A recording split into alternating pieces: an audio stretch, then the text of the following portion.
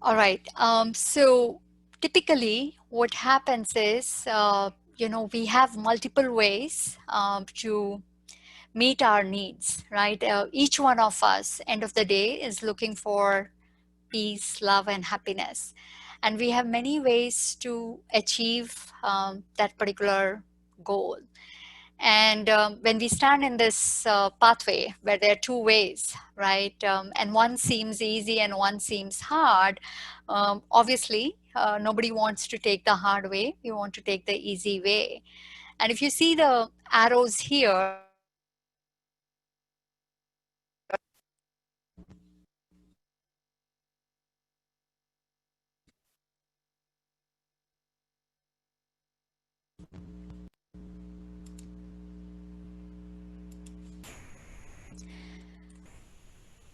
here there is this outer way, where everything, happiness, peace, love is all outside. And then there's, sorry, this is inside, and this is outside way, where the arrows are all pointing outwards, where we feel that everything is outside. Peace, love, and happiness is outside in objects and people and vacations and so on. Whereas this other way, which says everything that you want is inside. You've been designed to meet your own requirements. You are a complete being which can meet its need on its own, right? So there are these two ways, inward and outward. And majority of the folks in this world are using the outward way. They feel that is easier, and the inward way is quite hard. So today, let's first evaluate our options fully till we don't evaluate them fully and deeply realize that only one option works. We are not going to choose it, right? And so really meditation becomes very easy when we understand deeply that this is the easiest and the only way to meet my own needs, my deep needs. The belly of our being, the soul, will not be satisfied till we use this inward journey, right? The outside option that this is what will satisfy me, I feel is a myth. It's an illusion. It's a deception. And the reality is that this inner journey of meditation is the only way to meet that requirement.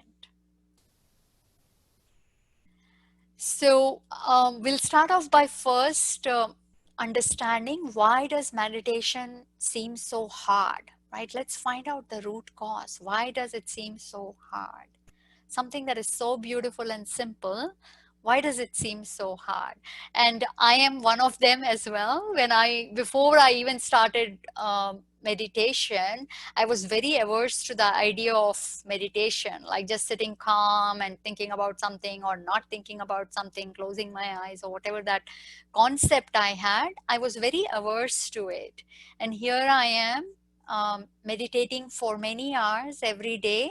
Um, and yes, still a student. I wouldn't call it to be a perfection or anywhere close, but I enjoy doing it because I know it is very, very beneficial. Now, one of the reasons we look for happiness outside, because we don't know, majority of us don't know that there is any other way to find it. We've heard many quotes that happiness is within, peace is within, but very few of us have really experienced it.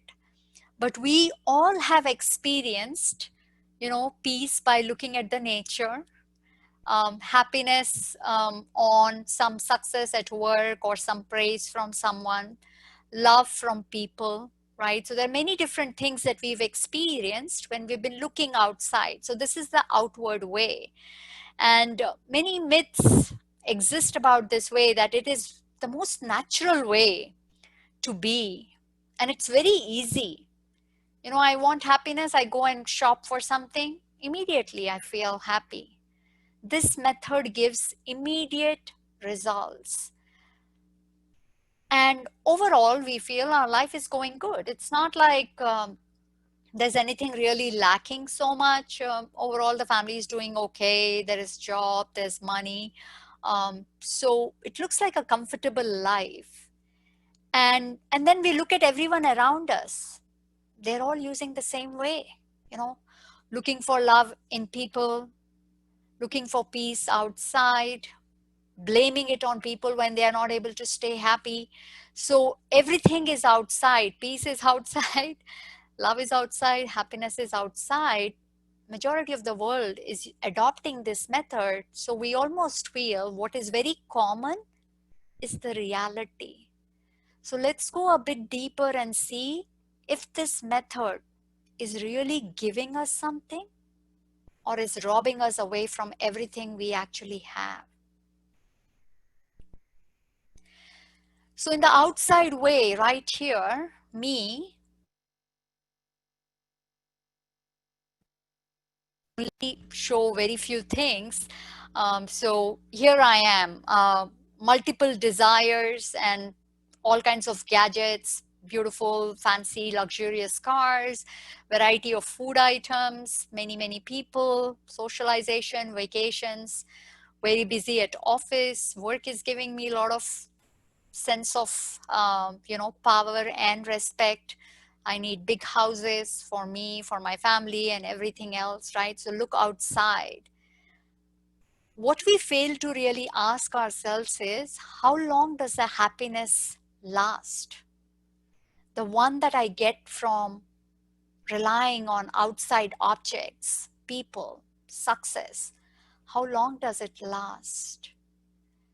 If I get a promotion, will I be happy for 1 year? Will I be happy maybe for a month? At least a week? Will I be happy for the whole day? This is something that we all have experienced, and it's important to go back and check how long does it last. There are many people who will say, I partied very hard last night, so I am tired, exhausted, I can't function.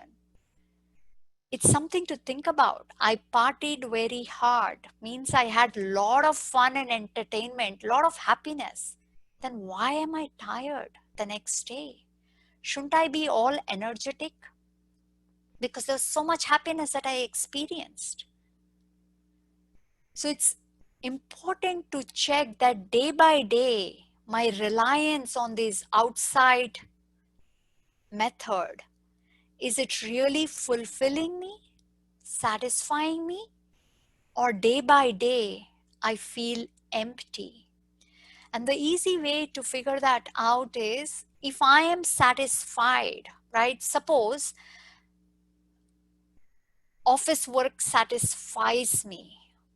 Then after some time, my want to get more success, acquire more gadgets and possessions, need a lot of people's company, all of that should go down, right? Why? Because I'm getting fulfilled. The more I'm working, the more fulfilled I'm becoming. The more people's love I am getting, the more loving I am feeling. So day by day, my need for people, for work, for success should all go down. And if it is not, actually my needs are going up, is an indication that this outside way is not fulfilling me. And that is why I am looking for more and more things to satisfy me. And suppose I feel a lavish meal satisfies me. After that meal, do I feel full and I don't want to ever eat that at least for a month? Or am I becoming greedy? Do I want more of that meal every few hours? I have to check if all of these things that exist outside of me, the being, are they satisfying me or are they making me greedy? Greedy is exact opposite of being satisfied. Satisfied says, my belly is full. I am emotionally complete. I don't need anything else. I am full of love, peace, and happiness. Greedy says, no. If I get some more, then I will be more happy. And it's a never ending desire. Some more, some more. Day by day, am I feeling free, emotionally free? I can be happy whenever I want, irrespective how people are towards me, behaving towards me, how my work is going. Can I be emotionally independent? Can I maintain my peace and calm when my body is not doing well? Or have I become very dependent on all of these outside things to be in a certain manner? And someone who has to work so hard, I need first lavish food, a big house, good results at work, all the people loving me, caring for me, constant every few months, some vacations, many gadgets, possessions, brands, a fancy car. I need. My mind is running in 100 different directions, trying to acquire, achieve, possess. Is this method really easy? After working so hard, the belly of the soul is still not satisfied. Then, is this method easy? After working so hard, at least if I was happy for a long period of time, at least for a whole day, then we would say, wow, this method is terrific. Let's keep using it. And why does this method not work? It's because, if we go really deep as to why are we looking for things outside, is because we are associating ourselves with incorrect identity. One day I think I am an engineer, and then next moment I think I'm a mother, and then again my identity changes to be an Indian, and so on. So now the one, single one, has multiple identities. And identity is something that is very critical. Why? Because that's the base on which I am standing. It is telling the world, this is who I am. This is my purpose. This is what are my strengths and weaknesses. This is who I am. And if my identity is all on the outside, based on the outside factors, I, the mother, cannot maintain the identity of being a beautiful, good mother. Why? Because I am dependent on my kids doing well, on the society recognizing me as a good mother. So if somebody in either, a teacher of my child or a friend's mom tells me your child is very naughty, he doesn't have really good manners, there goes my identity. It's like somebody pulled away the carpet beneath me. On top of it, all of these identities that I'm maintaining are perishable. Today I'm a mother. It's quite possible that tomorrow my child grows up to be an adult and doesn't really want to have too much of a relationship with me because he or she is too busy in their own family, doesn't have any time for me. And then many people in their old age start thinking, who am I? Till today, I thought I was a mother. My sense of purpose, the reason why I am here, what is my use, what is the need of my existence, was I, the mother, being there for my kids. And now they don't need me. Who am I? Right? So as we identify ourselves with all of these images, the outside images, emptiness increases, insecurities increases, because none of these identities I can maintain on my own. So when I can't maintain my self-respect, I can't hold my identity on my own on an elevated pedestal, then I have to rely on the outside world. And that is how the desires start. I need this, then my identity will be stable. My kids need to do well. Physically, emotionally, academically, they need to do well, then the identity of me, the mother, will stay intact. Expectations arise. I am this beautiful body. Automatically, there will be a lot of desires related to how I should look. So, the fact is going this outside way, relying on people, outside identities, objects, people, actually makes me very insecure and empty because it makes me dependent. So the way that we actually feel is very easy, this outside way of reaching for peace, love, happiness, and self-respect is actually really, really hard. And after working so hard, I am actually not even feeling that happiness that I want. It is so transient. All we got is momentary pleasure. Our thoughts are very scattered. Why? Because we have so many desires. This needs to be all right. I need to take care of that. That needs to be taken care of. I have to reach outside again and again, and nothing outside is in my control. Right? I can't tell my child, hey, you need to behave always so that I am recognized as a good mother. Hey, you need to do well in studies. Then everybody will say, wow, mother must have really worked hard on this child. Right? So my thoughts are scattered.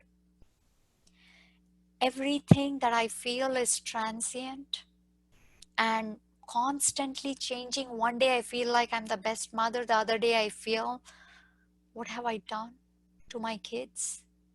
Am I really a good mother? What am I going to do? Right? So there's inconsistency in my experience. And top of it, all of these identities, these outside methods are perishable. And day by day, because we are relying on everything outside, we don't know how to go inside and rely on our own resources, we are dependent. Can a dependent, a slave, feel happy, powerful, free? It's not possible for a dependent to feel like that. And one of the most important things to understand is each one of us wants imperishable happiness. Nobody will say, I want 1 hour worth of happiness. Although I think many times life sometimes feels such a struggle that we say, at least let me have 1 hour of peace or 1 moment of peace, right? We become very desperate. But if we sit with ourselves, each one of us wants consistency, imperishable joy, satisfaction is what we want. So if that is what I want, I am relying on all perishable things, food, objects, people. They are all inconsistent and perishable. Then how can imperishable sources give me, how can perishable sources give me imperishable experience? That's not their property, right? So really, it's important to deeply acknowledge and realize that this method is actually not working at all, and it is taking away my power and my freedom day by day. I might have become financially independent. I might have become physically independent. Emotionally, this method makes me dependent, a slave. And that is why number of addictions are on rise these days. So Outward is one way, which majority of us are all using. Now meditation is a different way. It takes you inward. So let's understand meditation. How does one meditate? Why does it feel so complicated? How do we simplify it and remove the confusions that might exist? So Raj Yoga meditation is really a thought-based meditation where we take a journey within, and in that journey, through our thoughts, we connect to our own original elevated form, our image. And when we connect to that elevated form or image, we automatically start experiencing everything that our core desires. We will practice in a few minutes this particular meditation to really see how it is done. I'm pretty sure a lot of you have already taken the course and maybe have also practiced this a lot. Each one of us, I believe, is a student. There is so much room to learn that I think it's great. It's great to be a student, right? So it's a thought-based meditation where we consciously create elevated, positive thoughts. Now, one might think, why would you really create thoughts? Isn't the whole idea of meditation to really go silent?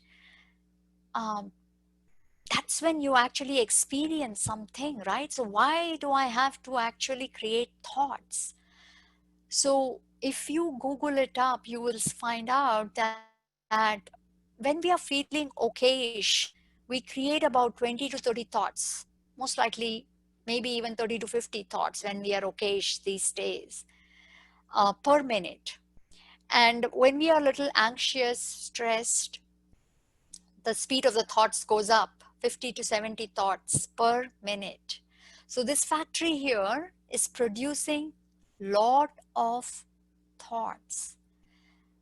Now, in Brahmakumaris, we are taught that if the mind is going so fast, it's very hard to make it silent. But we can consciously choose what thoughts we are going to create. So slowly we educate our minds that these are the thoughts we are going to create, and anything that is positive is very concentrated. The speed is low and the repetition reduces. So simple analogy, if I have to call my friend and talk ill about someone, I will pretty much have only one line to say, but I can repeat it in 100 different ways. The essence of that talk would be just one single line, but I can go on, it'll be very fast. And at times, even 1 hour of complaining will not seem enough. And now, if I had to call a friend to praise someone, how long would that call last? If I would really, really stretch, maybe 5 minutes. It's hard to keep talking, praising for so long because it's so to the point, concentrated, there is no need to repeat. So it is exactly like this, where once we start creating positive, elevated thoughts, then automatically the speed of the thoughts reduces. It starts getting concentrated rather than scattered all over. The repetition automatically reduces, instead concentration increases, right? And now one might think, but why thoughts, right? There is no way to feel anything without creating thoughts. Thoughts are our seeds and the fruit is our life experiences. Everything starts at the thought level. So in Raj Yoga, we really sit We do lot of studying, lot of spiritual knowledge is exposed to our mind. Why? Because our meditation is thought based. If we look at the world around, everything, the belief systems, nobody is even checking the kind of thinking people are using. Nobody is checking, is that helpful or is it damaging? So Brahmakumaris gives you a new innovative way of thinking, and with whomever I have shared these thoughts, without fail they've told me, whatever you have shared is thought provoking. You know, your mind is blown apart that, oh my gosh, such elevated way to think. And when I start educating my mind to think positively in meditation, guess what? Throughout the day, as we are running through busy life, task after task, chores after chores, and dealing with variety of people with variety of personality traits, what do I need to deal and face life?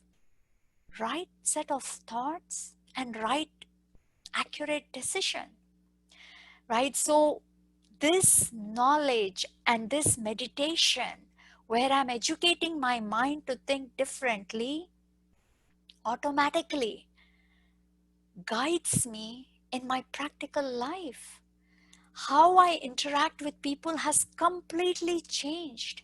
What I think about people when they are talking has completely changed. When my body is in pain, how do I think has completely changed. One type of meditation where we are trying to just concentrate on a mantra or on our breath or on our body parts, yes, it is very powerful.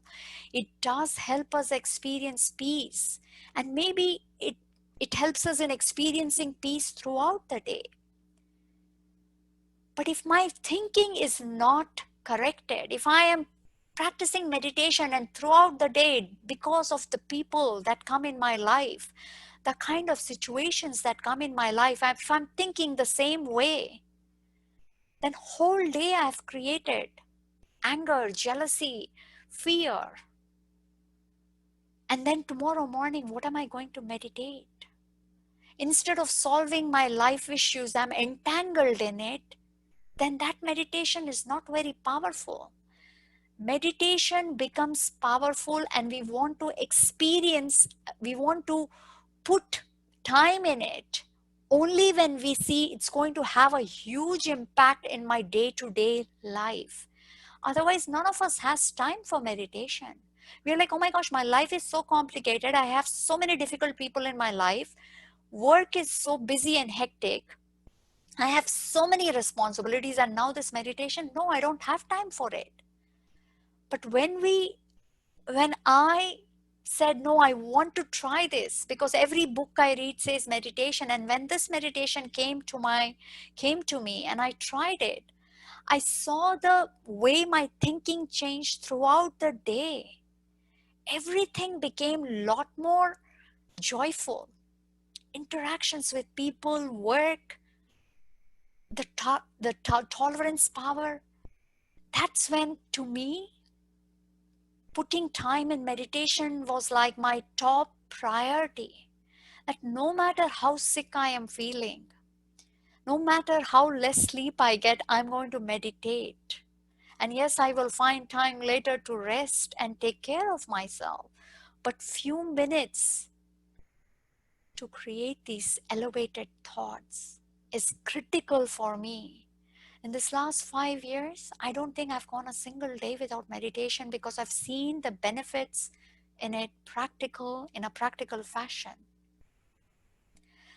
Now let's understand the steps to meditate, and many of you who have taken the course might already know it, but I still want to kind of quickly go through this because it does help in kind of creating steps, right? First step's pretty easy. I have to relax my body. When the body is still, it's easier to make the mind still. And yes, in the beginning, if I have not practice meditation, it does get a little difficult. This is my experience. I found it very hard to sit still. In fact, I would keep poking myself saying, Meghna, you're not going to move.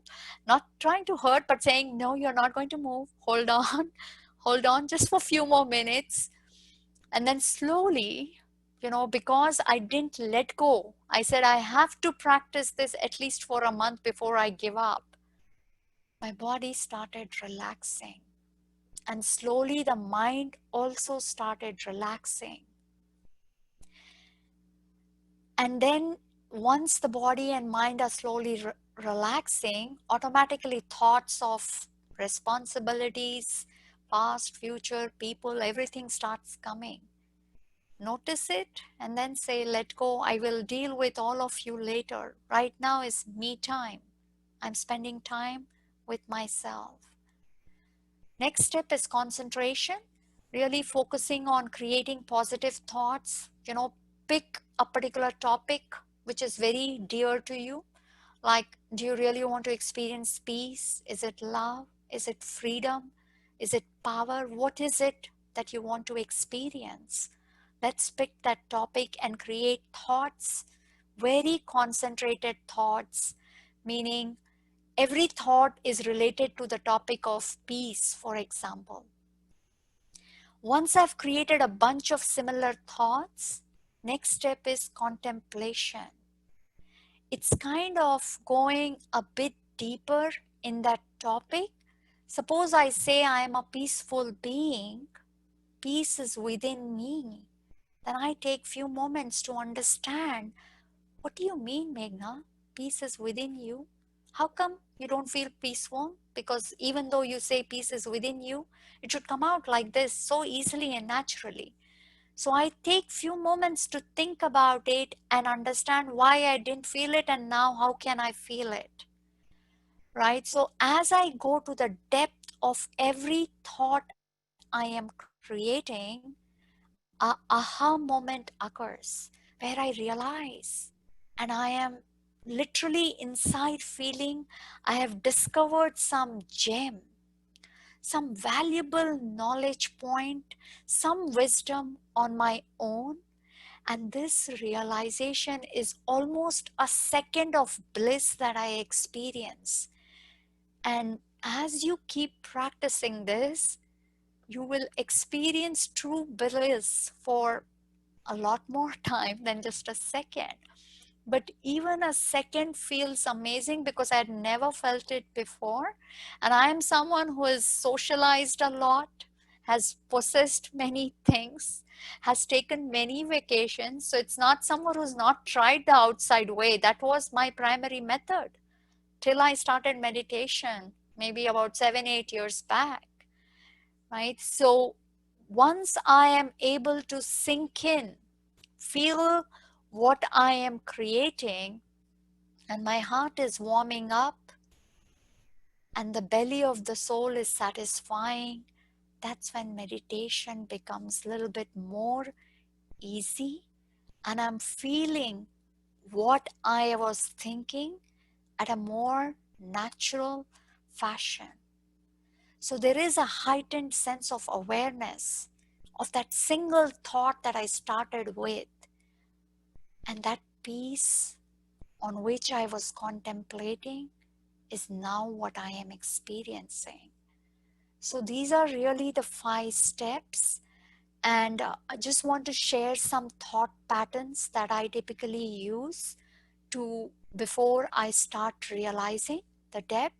And every day we are someone who get bored very easily. We want variety, and that is why Brahmakumaris, every day each one of us studies at least 3 pages of knowledge, and many of us study a lot more, and we listen to a lot of empowering audios and videos every day.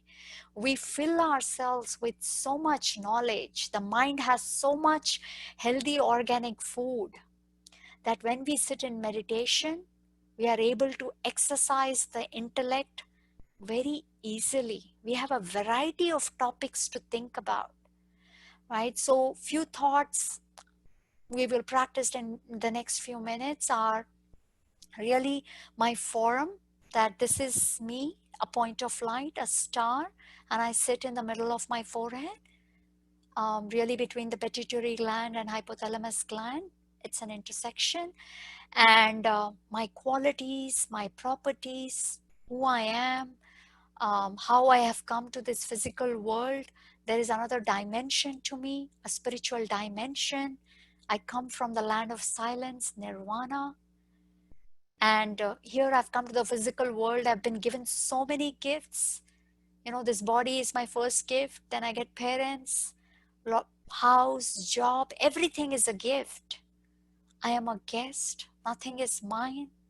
And one day I go back home. And I don't take any of these things that have been given to me. So that's really stabilizing in my true form. This, without this spiritual dimension, if we keep staying only in the physical dimension of our existence, which is this outside world, it tires us, exhausts us.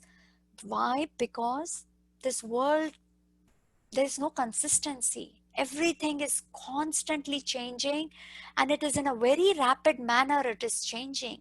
People's behavior is changing rapidly. You can't rely on anything. Internet, you don't know. Today it is fast. Next moment it might just stall for 1 week and you won't be able to do anything. So in this constantly changing world, if this is where I'm living, then my emotions are very, very shaky and fragile. So I need to go to a very stable place where I feel recharged, and then I can come and deal with this constant change and tantrums that this world throws, right? And then we focus on a particular virtue. For example, if I'm focusing on peace, then here are some thoughts that peace is indeed my natural quality. I am the creator, and I create it through my peaceful thoughts. I go more deeper. Why peace? Peace is power. And under any circumstance, I can't let go of my power, right? And really, in this world, can you remain peaceful? No, indeed. My design is perfect. I have the ability to stay peaceful in the most excruciating pain, in the most tiring days, in the most difficult situation. My potential is to remain calm. So I'm going deeper and deeper in my thought to actually experience the peace. So let's practice these thoughts in the next few minutes. I'm just going to play some background music. And let's practice this for a minute or two.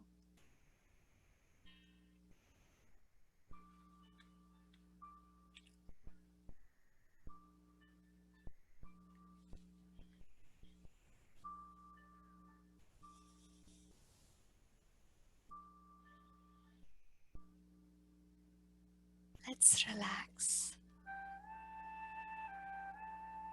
the mind and the body and let go of everything mundane, the past, the people, situations. Let it all go. And let's take a journey within.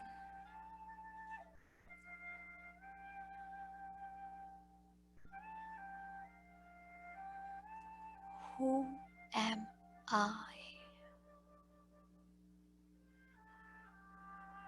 I am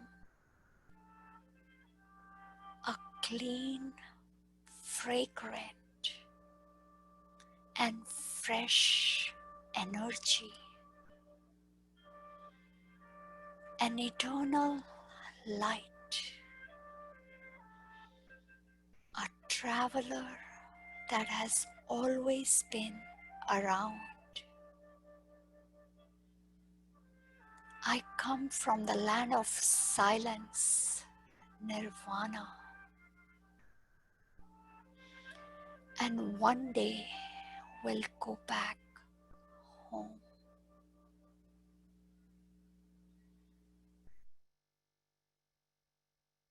I am an extraordinary being that has been sent to this physical world to play a part, an elevated divine part. And I, the actor, has every talent, speciality to play this part with full dignity and divinity.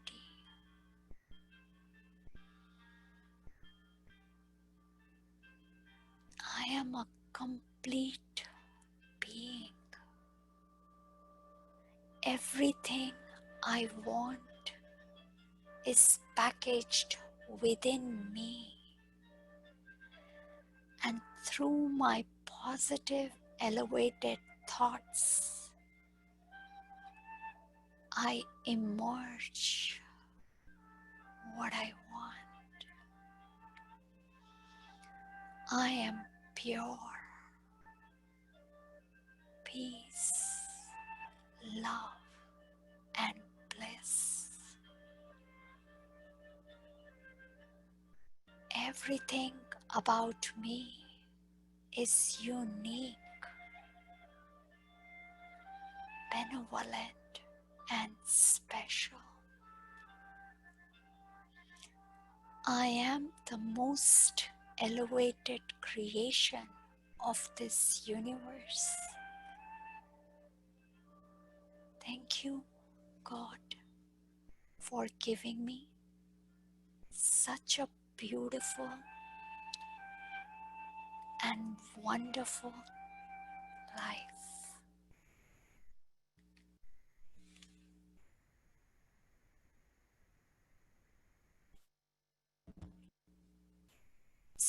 So, as we take this journey, this inward journey, we do face few roadblocks or obstacles. And, the journey becomes beautiful when you have a beautiful company, right? Someone who's going to empower you, always uplift you. Then that journey filled with a lot of obstacles becomes very pleasant. And this was the most essential part for me at BRAHMAKUMARIS, that this inward journey, whenever I had faced challenges, I could come out of it so easily because of this companion. So I want to kind of now talk about, once I have left everything outside, my outward journey is over. My inward journey has started. And now I need to take this upward journey to make it even more blissful and powerful. So one of the things we start seeing that, okay, we start this journey of taking inward, taking the inward way, we start experiencing, more moments of peace, joy, happiness. And then suddenly we see there are a lot of challenges that start coming our way. Our body starts feeling sometimes a lot of pain. Suddenly we feel a lot of need to keep eating more or sleeping more. And for me, those things which I had never felt before, constant desires to eat, started coming up. And I was like, what is this? These kind of issues never existed before. The kind of problems I started seeing in relationships never existed before. The challenges at work became bigger. And all of these things were coming my way because now I was at a point where I had to go maintain my faith in this path. It was a test that, yes, all of these things will come. Are you going to now start using outer way, or you're still going to continue your inward journey? So it was a test of faith, that do you still believe that you, the soul, is complete and can go inside and emerge all the solutions to these outside issues, that you are complete. So I had to keep times, and I would rely on the outside method sometimes, but then again quickly come back and take that inner journey to experience whatever I wanted to. As I started going forward, I also started seeing a lot of inner storms, the turmoil inside. Sometimes I would see really darkness inside of me. Um, I would feel sorry for myself, or I would feel I am too good, I am really progressing fast. So there were all kinds of egos that I started experiencing. Jealousy, sometimes worry, sometimes anger, all of these different factors that I had never clearly seen in me because I never really looked inside became visible. So, yes, I still continued my inward journey, but yes, there were days when I would feel sad or I would feel upset with myself. But this companion that I found would uplift me very quickly, would take me out of the outer and inner storms very quickly. All I had to do is to remember that this companion exists, but I need to reach out to him. So when my faith became unshakable, that inner way and this companion is the only way to experience life fully, everything started becoming easier. So who is this companion, right? What is this upward journey? We will practice this in a minute or two.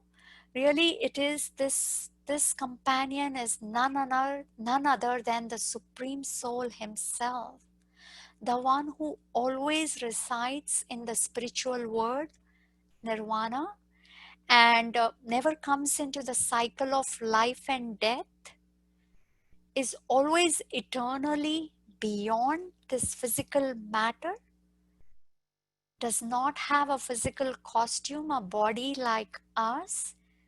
And because of that, because he does not come into the cycle of life and death, he is always in the true form.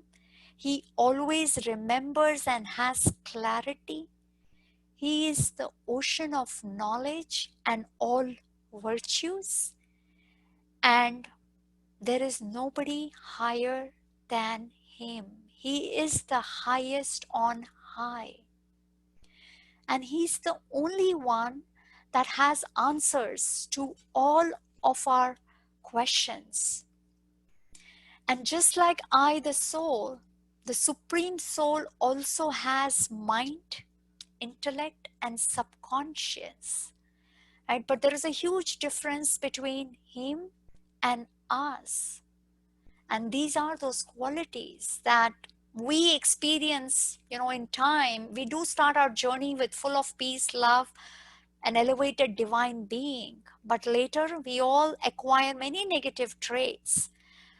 But the Supreme Soul is always an ocean of all the powers and virtues and is ever knowledgeable.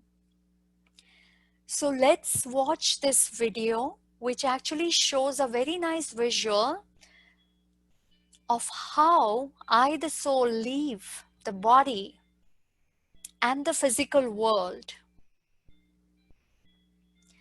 and I travel up above,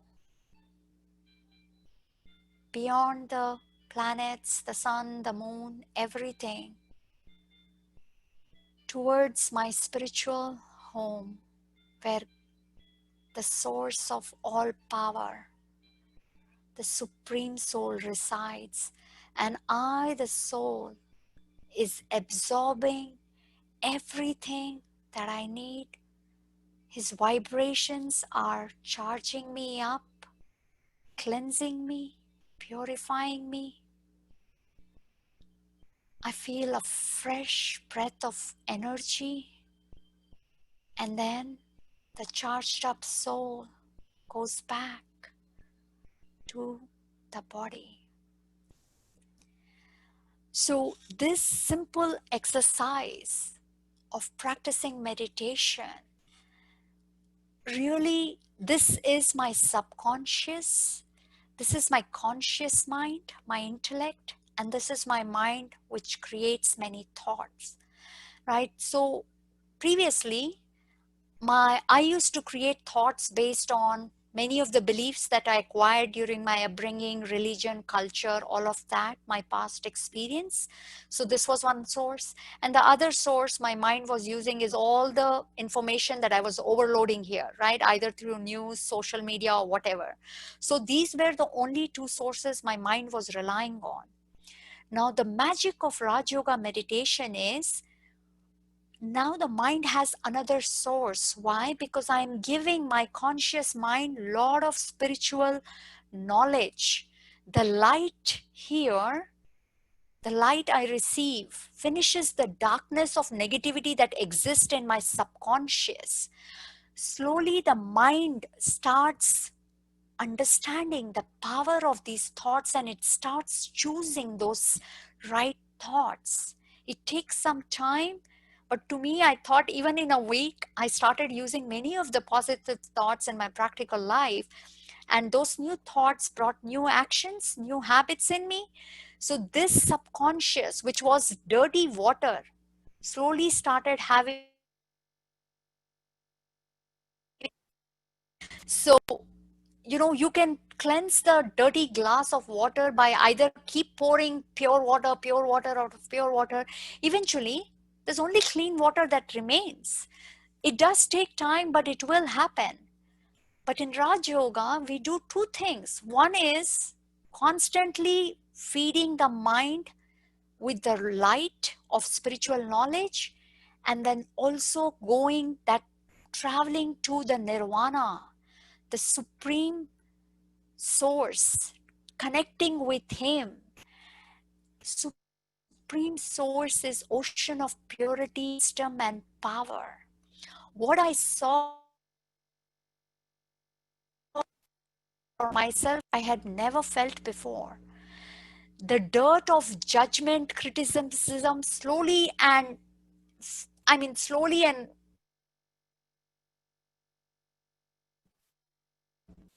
getting erased. So the might and the purification here has indeed cleansed my subconscious a lot. So now even this one has become lot more cleaner. This is already there, so that now the mind has many.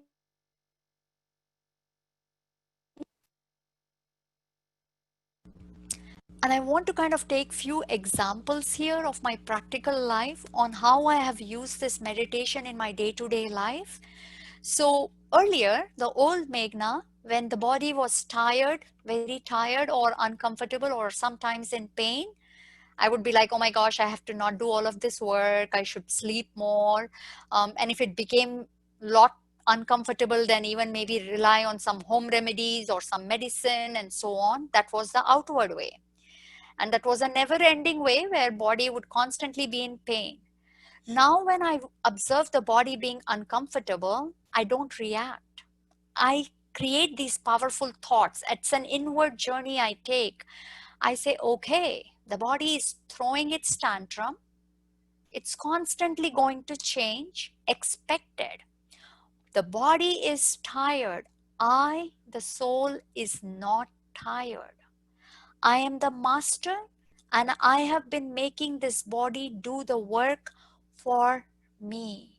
And I, the master, will take good care of this body, will give it rest after the work is done. When we rely too much on the outward way, slowly we start delegating lot of things to others. We become more and more lazy because earlier half an hour of napping was enough. Later the body needs 1 hour. After a few days we need 2 hours of sleep.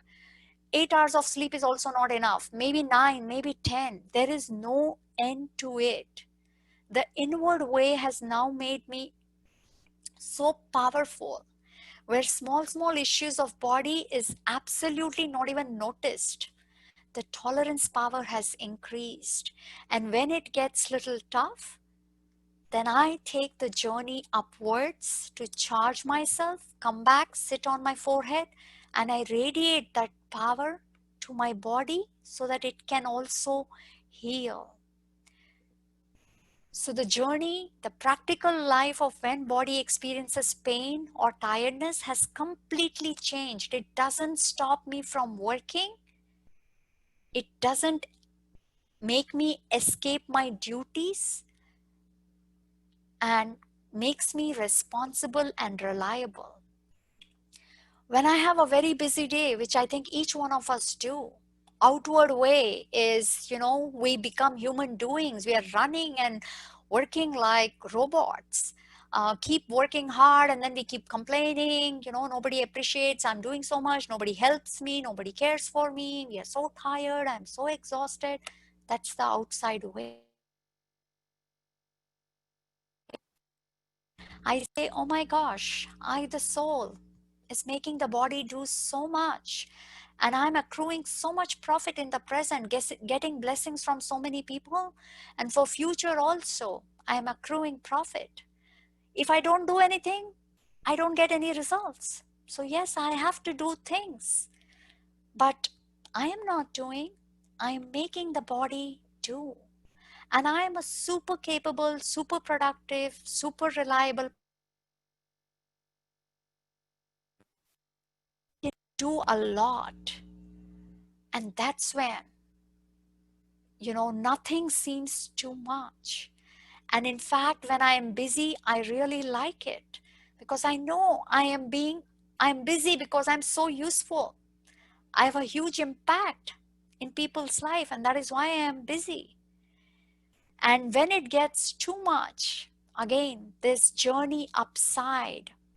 And just this one experience which I had, where I was really tired, I had such a long day, did too much, and this journey to connect to him and just sharing with him, because he has a mind, heart, and everything. Just telling him that, hey, please, my beautiful companion, stay with me, because if you stay with me, I will remain loving. Otherwise, I might create irritation and snap at people. It was such a beautiful experience when someone in the family came and offered help, saying, do you need help? And I was shocked. I had not even asked for help. And here someone was offering me help. Finally, when you are experiencing this inner turmoil, many times I would go through guilt. I've made a mistake, terrible mistake, either at work, the quality of work, or I've said something to people and I've hurt them. What were my old methods? I never drank, but some of us do. Watch TV and see if I can distract myself, eat something, talk to someone, let them know that how bad I am, or so on.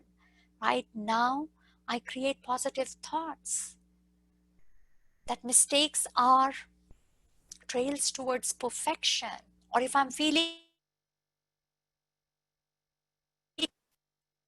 no need to get angry. Whatever energy I sent in the past is coming back to me. I am settling the karma. I need to maintain my calm and peace. In fact, when I see people getting angry, the immediate thing is to go upwards, collect that healing energy from the source, and give it to the people who are in pain, who are creating anger. Right? So really this meditation is very powerful. It changes us completely.